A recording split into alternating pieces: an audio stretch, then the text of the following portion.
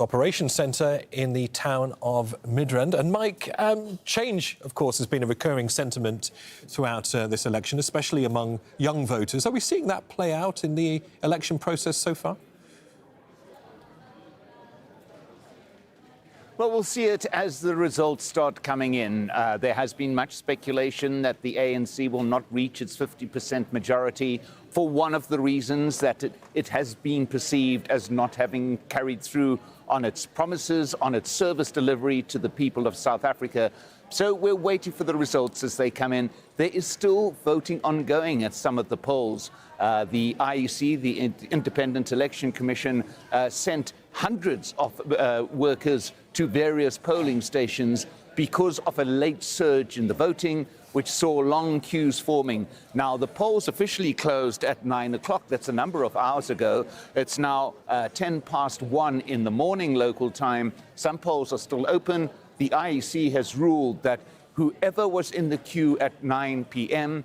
will be allowed to vote no matter how long it takes. And in an attempt to show that it is actually working hard, that it's done a great job, it officially released the first result. Let me just step out of the way and you can see the first result.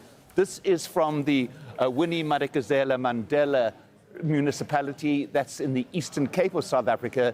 There you can see the ANC with 1,040 votes, the EFF, the Economic Freedom Fighters, with 102 votes. The rest of the contenders, MK, are double digits, it would appear at this stage. But this is just a tiny slice of the election process that is going to be coming in hours to come, and it's a lot of hours to come. In a way, this first result, this single result, was released as a way of the Independent Electoral Commission to show that it is succeeding. The words from one of the IEC spokesmen was, "There is no panic. We're on top of this. It is taking longer than we expected, but still, it's a job well done."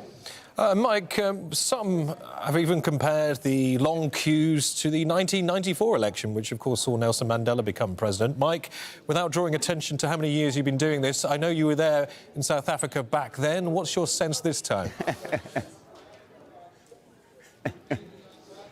There is an element of that. 94 was something else. It's the first time that many South Africans voted for the first time, including myself. Subsequent elections, South Africans have got used to the process, but there has seemed to have been a slightly different atmosphere in this one. In the election queues I was in, there was a sense of absolute celebration. There was a joy, and this within a country that has suffered massively in recent years. It's in economic deterioration. Some 30% of the country are out of work. And yet, come voting day, South Africa's kind of band together. They find the sense of joy, the celebration, the pride in being able to exercise the vote that was fought so hard for in the years preceding 1994.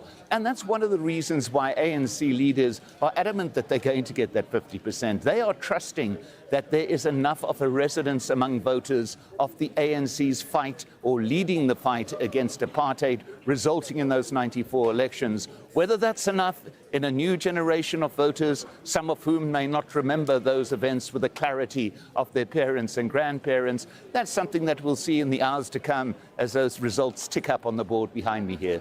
All right, Mike, great to get your personal sense on this important historic moment in the country. Mike, Hanna there in